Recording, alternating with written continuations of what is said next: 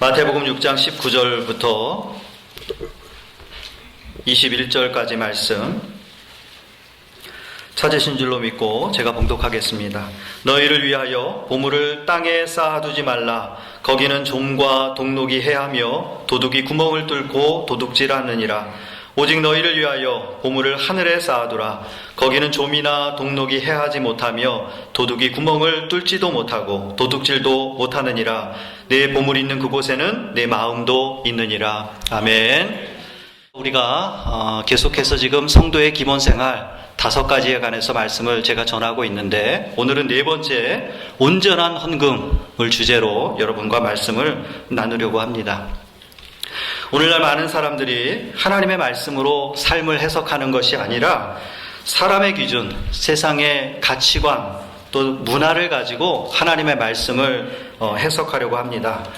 우리 성도는 하나님의 말씀이라는 안경을 쓰고 세상을 보아야 하는데, 세상의 안경을 쓰고 하나님의 말씀을 읽어 내려가고 있다라고 하는 것이죠. 그래서 성경을 읽다가 읽기에 불편한 성경 구절이 나오면 부담 없이 편한 것으로 재해석을 하기도 하고요. 또 어떤 부분은 이거는 2000년 전에 혹은 그 이전에 나 적용될 법한 고리타분한 구시대의 유물이다, 이렇게 생략하거나 무시해 버리기도 합니다. 그러나 1.1핵도 변함없으신 하나님의 말씀은 시대에 따라 변하여지고 재하여지는 것이 아니라 계속해서 각 시대에 맞게 변함없으신 그 하나님의 말씀이 새롭게 재적용되어져야 되는 것입니다. 디모데후서 3장 2절 말씀 보니까 말세에는 자기를 사랑하며 돈을 사랑하는 시대가 된다 그랬습니다. 오늘날 우리가 살아가는 이 시대가 말세인가에 관해서는 좀 논란의 여지가 있겠지만, 자기와 돈을 사랑하는 시대가 된 것만큼은 분명한 것 같습니다. 그래서 강단에서 돈에 관해서, 헌금에 관해서, 물질에 관해서 설교하는 게 참 힘들어졌습니다.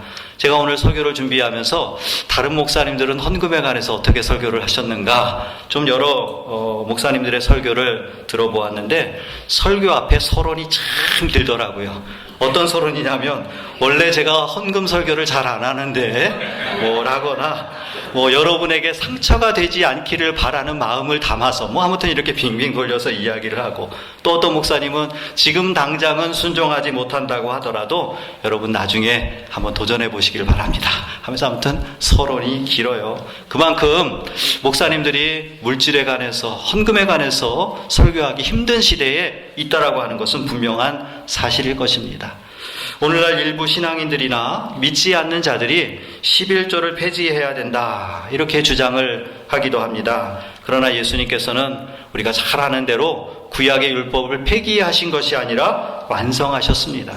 11조에 관해서도 마찬가지죠. 마태복음 23장 23절 말씀 보니까 예수님께서 말씀하시기를, 화 있을진저 외식하는 자들아, 너희가 11조를 들이되 율법에 더 중한 바 의와 인과 신은 버렸도다. 그러나 이것도 행하고 저것도 버리지 말아야 할지니라 말씀해 주셨습니다.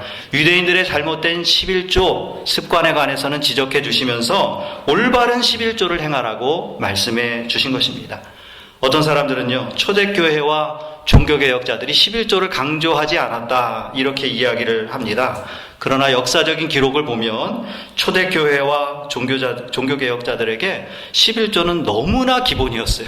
그래서 11조가 아니라 오히려 11조보다 더 많이, 재산의 전부를 다 하나님 앞에 드리라고 강조하고 있습니다. 우리가 잘못된 헌금을 하고 그 하나님 앞에 드려진 헌금을 잘못 사용하는 것은 분명 책망받아야 될 일입니다. 그러나 헌금이 필요 없는 것은 아니라고 하는 것을 우리가 분명히 기억해야 될 것입니다. 오래전에 한국 뉴스에 몇몇 대형 교회들이 헌금 봉투에 구멍을 뚫어서 사용한다라고 하는 것을 취재해서 방송한 적이 있습니다. 왜냐하면 이렇게 구멍을 뚫어서 헌금 봉투를 나눠주면 교인들이 헌금을 할 때 부담을 느낀다는 거예요.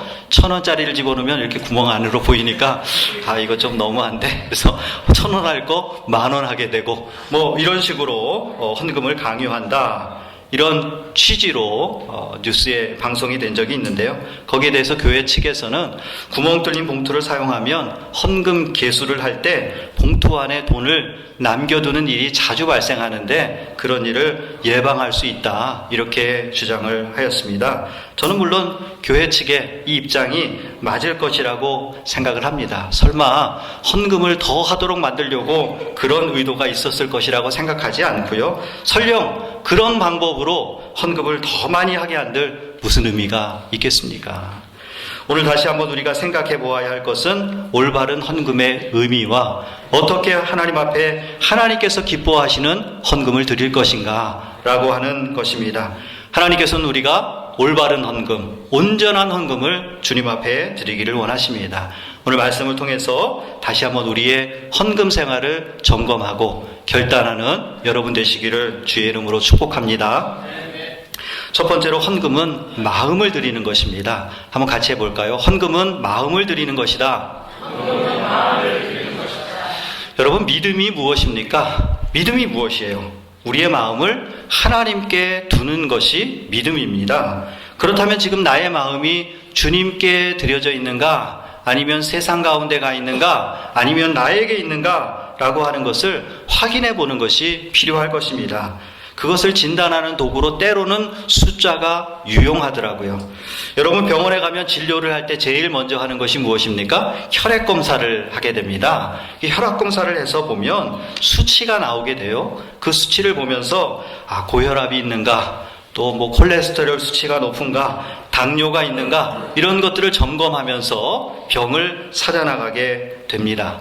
요즘은 또 의학기술이 발달해서요, 지금 혈액 검사를 하고 그 사람의 특성을 통해서 이 사람은 몇 년 후에 어떤 병이 생길 것이다, 이렇게까지 미리 진단하는 그런 기술도 발전했다고 합니다.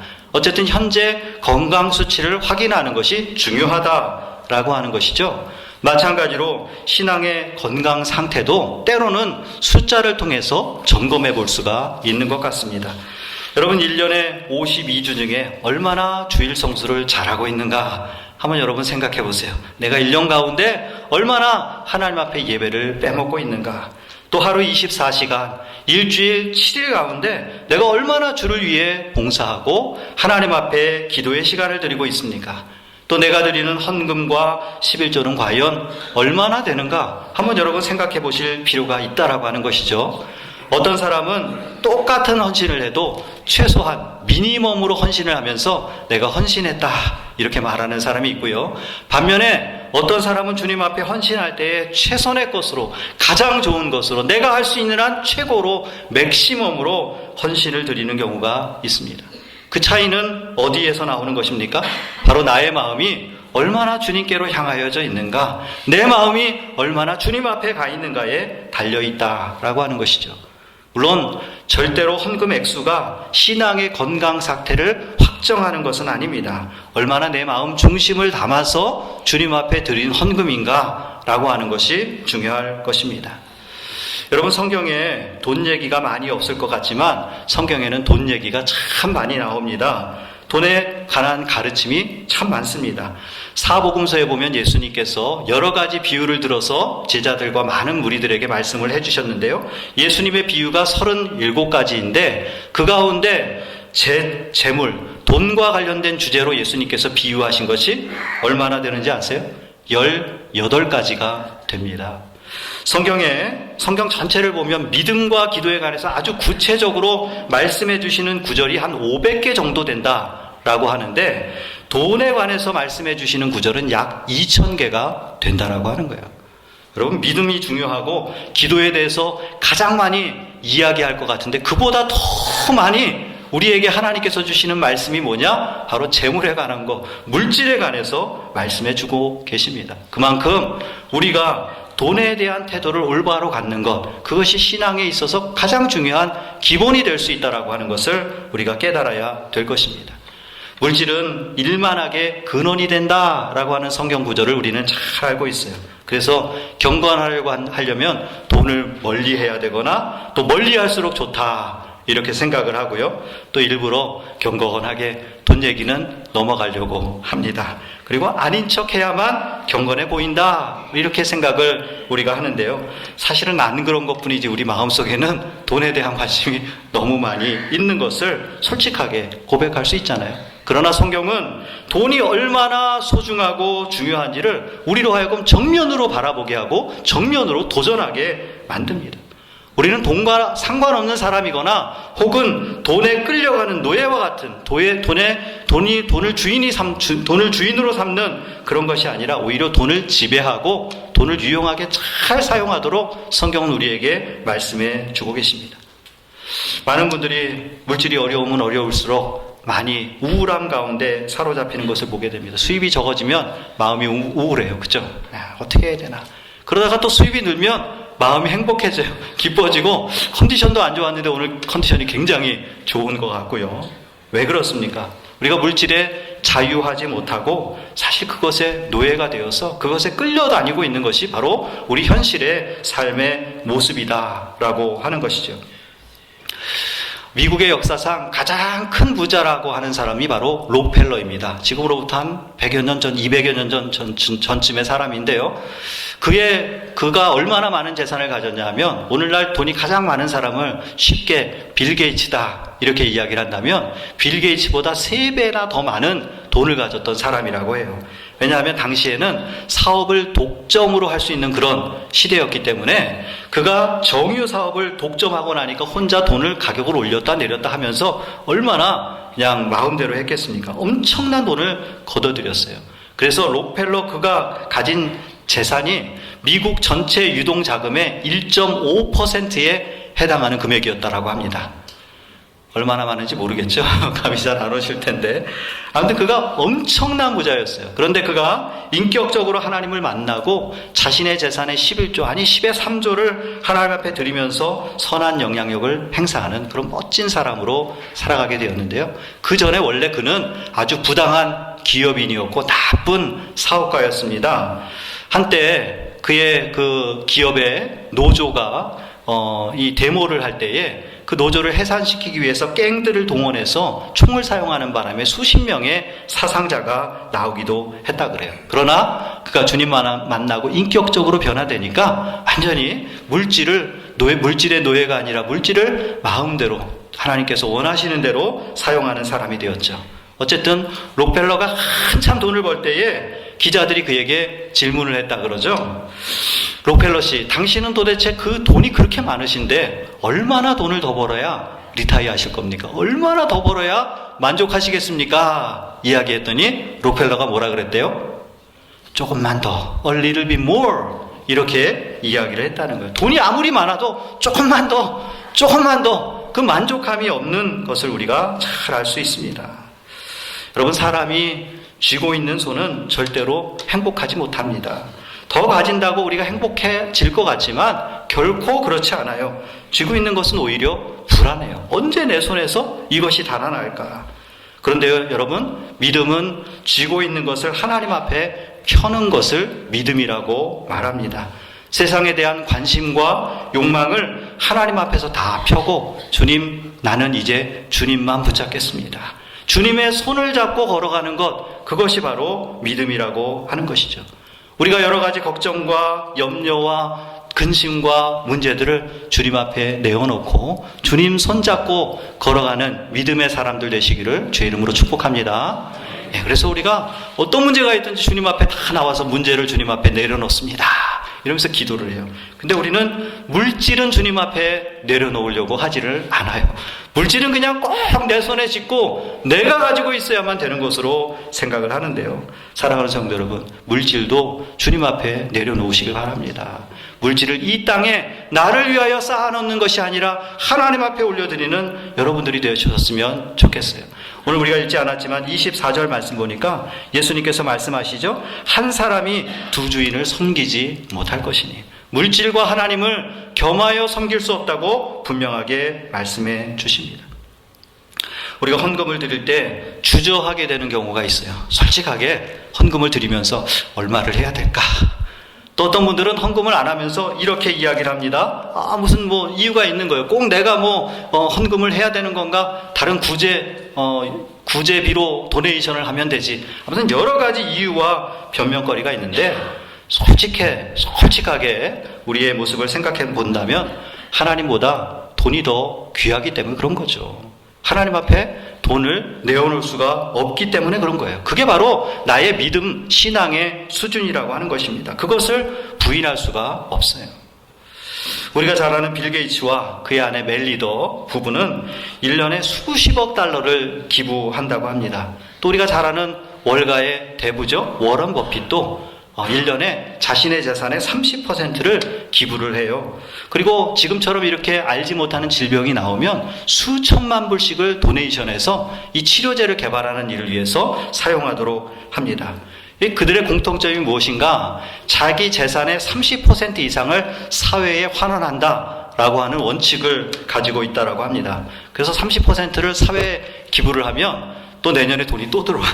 그래서 또 거기 번 돈의 30%를 하고 또 들어오고, 야, 할렐루야죠. 여러분도 좀 이런 은혜가 여러분 가운데 있기를 주의 이름으로 축복합니다. 예, 근데 그들의 공통점이 뭐예요? 돈을 잘 벌기도 하지만 잘 쓴다는 거예요. 벌기도 잘 벌지만 돈을 지혜롭게 잘 쓰는 게 중요합니다. 부자들이 사회적으로 비난받는 이유가 뭐예요? 많이 벌어서 비난받는 것이 아니라 잘 사용하지 않기 때문에 손가락질 받는 것 아니겠습니까? 이분들도요, 빌 게이츠나 워런 버핏이나 그 외에 도네이션을 많이 하는 분들도 자기의 물질을 땅에다가 두지 않고 귀한 곳에, 가치 있는 곳에 사용하려고 하는 것을 우리가 잘 알 수 있습니다. 인류를 위해서 투자하고 미래를 위해서 투자하고 필요한 것에 물질을 나누는 것을 보게 돼요. 오늘 성경에 말씀하시는 것처럼 하늘에 쌓아두는 수준에까지는 가지는 못하지만 적어도 땅에는 쌓아두지 않겠다, 이런 마음으로 물질을 사용하고 있는 것을 우리가 보게 됩니다. 근데 오늘 성경이 말씀하시는 비밀은 뭐예요? 이 땅이 아니라 우리의 물질을 어디에요? 하늘에 쌓아놓으라고 말씀해 주십니다. 하늘에 쌓아두면 하나님께서 인정하시고 하나님께서 지켜주신다 말씀을 해주시는 것입니다. 그것이야말로 우리가 물질을 지혜롭게 사용하는 것이죠. 어떤 사람들은 자기의 취미를 위해서 아낌없이 돈을 씁니다. 그래서 어떤 분은 작은 그 인형 같은 거를 수집하는 일에 돈을 엄청나게 쓰는 분들이 있어요. 그럼 매니아들 여러분 아시죠? 자기 집에 인형들 쫙 모아놨어요. 다 큰 어른인데도. 근데 그 하나하나가요, 값이 너무나 비싸요. 그래서 자기 월급, 아니 자기 재산을 다 가지고라도 자기가 원하는 것만 있으면 찾아가서 구해가지고 옵니다. 왜 그럽니까? 우리가 생각할 때는 참 어떻게 돈을 저런 데 쓰나, 이렇게 이상하게 생각해 볼지 모르지만 그 사람들이 그렇게 하는 이유는 그게 너무 좋아서, 그것이야말로 자기 인생에 가장 가치 있는 것이기 때문에 그렇게 하는 것 아니겠습니까? 젊은 남녀가 데이트할 때 돈을 아낌없이 씁니다. 돈이 없어서 연애 못했다라고 하는 사람 들어본 적이 없어요. 돈이 없으면 없는 대로, 또 때로는 돈을 어디서 빌려다가라도 돈이 있는 척하면서 연애를 하는 것을 보게 되는데요. 왜 그래요? 마음이 있으니까. 아깝지 않은 것 아니겠습니까? 그래서 오늘 21절 말씀 보면 내 보물이 있는 그곳에는 내 마음도 있느니라. 하나님께서 우리에게 헌금하라고 하는 것은 그 보물 물질 가운데 우리의 마음이 담겨져 있기 때문이에요. 참 맞는 말씀이에요. 우리가 돈을 낸다는 것은 우리의 마음이 들어가는 거예요. 우리 이마누엘 교회에도 여러 전도회가 있는데 보니까 전도회 회비가 있어요. 근데 회비를 어떤 전도회 보면 회비가 잘 또 거두어지기도 하고, 어떤 분들은 회비를 내라고 해도 내지 않는 분들이 있는데요. 어떤 모임에 회비를 낼 때는 그 모임에 내가 함께 하겠다라고 하는 뜻이 담겨져 있는 것이죠. 회비를 내면 그때부터 관심이 생기더라고요. 그 전까지는 알아서들 해라 그런데 회비 10불 내고 나면 그때부터 1년의 사업 계획이 뭐냐, 언제 어떻게 쓰냐, 아주 그냥 눈을 부릅뜨고 그 일에 관심을 갖는 것을 보게 돼요. 교회에서도 마찬가지인 것 같아요. 성경 공부할 때도요. 이제 우리가 가끔 성경 공부 프로그램에 돈을 받는 경우가 있지 않습니까? 어떤 분들은 뭐 교회에서 성경 공부하면서 무슨 돈을 받냐 이렇게 얘기하는 분들도 있는데, 그 돈을 받으니까 유익이 되더라고요. 왜냐하면 무료로 성경 공부할 때는요, 처음에는 사람들이 많이 신청을 해요. 근데 2주, 3주, 4주 가면 다 어디 갔는지 몰라요. 그냥 처음에 오셨던 분들은 다 사라지는데, 단돈 5불, 10불이라도 회비를 그 성경 공부 프로그램 비를 내고 자기가 자기 돈으로 교재비를 내고 산 사람들은요, 그래도 끝까지 성경 공부를 마치는 것을 보게 돼요. 왜 그렇습니까? 물질 있는 곳에 마음이 있기 때문에. 솔직한 이유예요. 여러분, 헌금이 무엇인가요? 하나님께 내 마음을 드리는 것이 헌금입니다. 헌금할 때 하나님, 오늘 내가 교회 왔다 가는 표시입니다. 출석 체크합니다 하고 주일헌금 하는 것이 아니고요. 하나님, 오늘 와서 또 친교 시간에 밥 먹으니까 밥값 내고 갑니다 하고 헌금을 드리는 것이 아니라 하나님, 내 마음을 담아 오늘 주님 앞에 이 헌금을 올려드립니다. 이렇게 물질로 올려드리는 것이 바로 진정한 헌금이라고 하는 것입니다. 사랑하는 성도 여러분, 돌이 있는 곳에 우리의 마음이 있다면 헌금이 있는 곳에 우리의 믿음과 헌신이 있습니다. 여러분, 마음의 중심을 헌금으로 드리시길 바랍니다. 신앙의 고백으로, 신앙의 고백이 담긴 헌금이 되시기를 주의 이름으로 축복합니다. 우리가 말로만 헌신하지 말고 물질이 있는 곳에 마음이 있다 그랬어요. 여러분의 물질을 담아서 그 믿음의 헌신을 고백하는 여러분 되시기를 주의 이름으로 축복합니다. 두 번째로, 헌금은 기쁨으로 드려야 합니다. 같이 한번 해보겠습니다. 헌금은 기쁨으로 드립시다. 왜 기쁨으로 드려야 되는가? 오늘 19절 보니까 너희를 위하여 보물을 땅에 쌓아두지 말라. 우리가 보물을 땅에 쌓아두는 이유가 뭐예요? 우리를 위해서 그러는 거예요. 나를 위해서. 그런데 20절 말씀 보니까 오직 너희를 위하여 보물을 하늘에 쌓아두라. 하나님께서 우리로 하여금 하늘에 보물을 쌓아두라 말씀하신 이유가 뭐예요? 우리를 위해서, 다 우리 위해서 그렇게 하라고 말씀해 주시는 거예요. 우리가 물질을 하나님께 드리라고 하는 것은 하나님과 다른 사람을 위한 것이 아니라 바로 나 자신을 위해서 그렇게 하라고 하나님께서 말씀해 주십니다. 왜냐하면 헌금에 우리의 마음을 담아 드릴 때 하나님께서 우리의 마음을 받으시는 거예요. 그래, 내가 네 마음 안다. 좋으신 하나님께서 우리가 받은 것 그냥 받고만 계시겠어요? 더 좋은 것으로 우리 삶 가운데 축복해 주시고 우리가 정말 진정한 믿음 안에서 살아가게 하실 줄로 믿습니다. 오늘 본문 우리가 읽지는 않았지만요, 뒤에 25절부터 34절까지의 말씀을 보면 헌금이 우리에게 유익이 되는 이유가 나옵니다. 우리가 자신을 위하여 아무리 수고하고 염려하여도 아무것도 아니라는 거예요. 내가 아무리 근심과 노력만으로 그렇게 애를 쓴다고 할지라도 우리가 할 수 있는 게 아무것도 없어요. 키를 한 자라도 자라게 할 수도 없고 백합화보다 더 아름다울 수가 없다라고 하는 것이죠. 열심히 해봐야 한순간에 날아갈 수 있어요.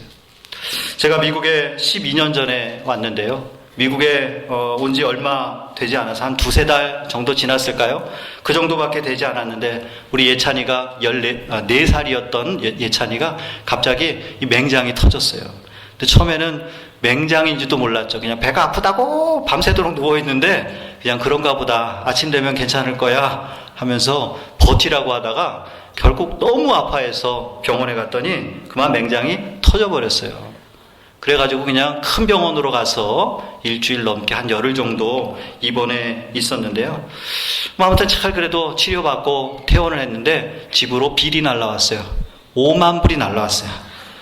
뭐 사실은 좀 싸게 나왔어요. 그죠? 지금 생각해보면. 근데 그때 당시에는 너무 큰 돈이었어요. 왜냐하면 제가 재산이 5만 불, 5천만 원 정도 있었거든요. 그 돈을 가지고 미국에 왔거든요. 어떻게 해야 됩니까? 그런데 감사하게도 제가 미국에 올 때 이 미국 보험이 없으니까 한국에서 보험을 들고 왔는데 그 보험이 5만 불까지 커버되는 거였어요. 그래서 제가 돈 한 푼 안 내고 다 해결했습니다. 그래서 참 감사했어요. 근데 그러면서 그때 깨달은 것이 있습니다. 내가 5천만 원 통장에 있으니까, 5만 불 있으니까 그래도 좀 마음에 든든함은 있었는데 그거 아무것도 아니구나. 순식간에 배 한 번 아프면 다 사라질 돈이구나. 내가 앞으로 미국에서 살아가면서 얼마 있는 거 그거 믿을 거 아무것도 아니다. 무슨 일을 만날지 우리가 어떻게 하겠습니까? 내가 하나님만 의지하며 살아야 되겠다. 더 결단하고 그렇게 믿음의 굳건함을 세울 수 있는 도움이 되었습니다. 여러분, 순식간에 다 날아가요. 하나님께 맡기시기를 바랍니다. 33절 마태복음 6장 33절 말씀 보면 그런즉 너희는 먼저 그의 나라와 그의 의를 구하라. 그리하면 이 모든 것을 너희에게 더하시리라. 이 사실을 우리가 인정한다면 하나님께 헌금을 드리면서 인색하지 않고 기쁨으로 자원하여 드릴 수 있어요. 내가 먹고 살고 살아가는 거 내가 책임지려고 할 때는 하나님 앞에 헌금할 때 인색해져요. 이 돈 드리면 나 어떻게 해? 나 걱정이야. 이거 있어야 돼. 생각하지만 그러나 하나님께서 책임져 주실 것을 분명히 믿는다면 하나님 앞에 헌금할 때 인색하지 않아요. 기쁨으로 자원하여 드릴 수 있는 것입니다. 근데 우리의 마음이 어때요? 굉장히 인색해요. 떨려요. 다음으로 미루자. 오래전에 한국에서 어떤 엄마가 주일학교 가는 아들에게 500원짜리 동전 2개를 주면서 얘야, 교회 가면 하나는 500원은 헌금하고 500원은 너 나중에 용돈 해라. 맛있는 거 사 먹어라 하면서 아이에게 줬어요. 아이가 얼마나 기뻤겠습니까? 손에 동전 2개를 쫙 쥐고 기쁨으로 교회를 뛰어가는데 가다가 교회 문 앞에서 그만 넘어졌어요. 넘어지면서 손에 있던 동전을 탁 놓칩니다. 그런데 동전 2개 중에 하나가 떼구르르 굴러서 하수구로 쏙 들어갔어요. 그러니까 이 아이가 소리를 칩니다. 어떡하나? 내 헌금할 동전이 하수구에 빠졌네. 자기 먹을 거는 용돈은 아직 남아있고 헌금할 돈이 빠졌다. 아이의 마음만 그렇습니까? 우리의 마음도 그래요. 인색한 마음이에요. 하나님 거 드리는 건 인색하고 아깝고 내 거는 그냥 다 챙겨 놓으려고 하는 것이 바로 우리의 마음입니다. 그러나 헌금은 인색함이 아니라 자원하여 기쁨으로 드려야 됩니다. 고린도후서 9장 21절 말씀 보니까 각각 그 마음에 정한 대로 할 것이요 인색함으로나 억지로 하지 말지니 하나님은 즐겨내는 자를 사랑하시느니라. 기쁨으로 드릴 때 하나님도 기뻐하신다 말씀해 주십니다. 여러분, 어떤 분은 이 주보를 보면서 이 헌금 통계를 잘 보시더라고요. 그래가지고 어떤 분이 가끔 전화가 와요. 이 계산해 보니까 틀렸다는 거예요, 계산이. 그래서 바로 써야 된다. 아주 지당하신 지적이에요. 그리고 어떤 분은 전에 어떤 초신자분이 교회 나오신 지 얼마 안 됐는데 저한테 이 헌금을 가지고 걱정을 하시더라고요. 신방을 갔더니 걱정하시면서 목사님, 제가 주보를 보니까 지난주보다 헌금이 많이 줄었어요. 이거 어떡하죠? 이러면서 걱정을 해주시던데 너무 감사하더라고요. 또 그렇게 걱정까지 해주시니까 얼마나 감사해요. 그런데 우리가 이 헌금 통계를 보면서 꼭 보아야 될 것은 무엇입니까? 이 헌금이 온전한 헌금인가 아니면 형식적인 헌금인가? 이 헌금 가운데 마음이 담긴 헌금인가 아니면 그냥 의례적으로 내는 물질인가 라고 하는 것을 우리가 보아야 될 것입니다. 지금 당장 지난번에도 말씀 제가 드린 적이 있는데 재정 적자가 나도 걱정할 거 없어요. 그냥 우리 점심 안 먹으면 되잖아요. 그죠? 뭐 사야 될 거 안 사면 되잖아요. 뭐 어떻게든 하나님 앞에 예배 드리며 살아갈 수 있어요. 문제는 무엇입니까? 우리가 정말 성도들이 마음을 담아서 주님 앞에 드리는가 아닌가. 그것이야말로 진정한 헌금의 의미일 것입니다. 늘 부족해도 하나님께서 채우시는 은혜가 있습니다. 하나님께서 꼭 필요할 때 다 채워주시더라고요. 그래서 제가 우리 임마누엘 교회 와서 이제 3년 목회를 하고 4년 차가 되었는데요. 3년 동안 항상 결산할 때 보면 감사해요. 그죠? 연초에 시작할 때는 장로님들이랑 약간 걱정도 합니다. 그죠? 네, 이게 연초에 좀 부족하면 어떻게 할까? 근데 꼭 장로님들이 말씀하세요. 걱정 마십시오, 목사님. 다 하나님께서 채우십니다. 연말이 되면 채우시는 은혜를 경험하게 됩니다. 저희 부모님은 작은 교회 목회를 하시면서요, 30년 동안 저희 아버지는 늘 재정 부족에 시달리셨어요. 그리고 아무튼 이 돈 돌리는 데는 일가견이 있으실 거예요. 하여튼 뭐 여기저기서 이렇게 하셔가지고 때로는 저희 가족들과 교인들이 함께 그 부족한 재정을 채우기 위해서 아르바이트를 한 적이 있었어요. 저에게는 늘 그런 추억이 남아있어요. 추운 겨울에 저기 시골에 가면요, 이 벽돌을 만드는 이 파레트들이 있잖아요. 그게 있는데 이 벽돌 공장에서 그 파레트 겉에다가 기름칠을 하게 합니다. 새까만 기름칠을 칠하면요, 벽돌이 딱딱 찍혀서 탁탁탁탁 파레트에서 빠져나와요. 근데 그걸 이제 자기들이 안 하고 아르바이트를 시켜요. 그러면 저희 가족들이 함께 가서 저희 동생들과 함께 온 가족이 아주 어리죠. 저도 뭐 고등학교 다니고 이럴 때 가서 추운 겨울날 가서 파레트를 하루 종일 칠해요. 그리고 저녁 때쯤 돼가지고 돌아오려고 차에 시동을 걸면 차가 시동이 안 걸려요. 그때 좀 가스비를 아낀다고 가스차를 샀는데 가스가 추운 겨울에 얼어가지고요, 시동이 안 걸려요. 하여튼 그래서 뭐 시동 거느라고 애 먹은 적도 있고요. 그 차에 시동을 걸고 밤 늦게 가족들이 차를 타고 하루는 검문소를 통과해서, 이 한국에는 서울 외곽 주변에 검문소들이 있잖아요. 돌아오는데 검문하는 경찰들이 잡아요. 내리라고. 왜 그런가 봤더니 얼굴이 시커먼 게 묻어가지고요. 좀 이상하게 생각했나 봐요. 어린아이도 시커먼 게 묻고 아버지, 운전하는 아버지도 시커먼.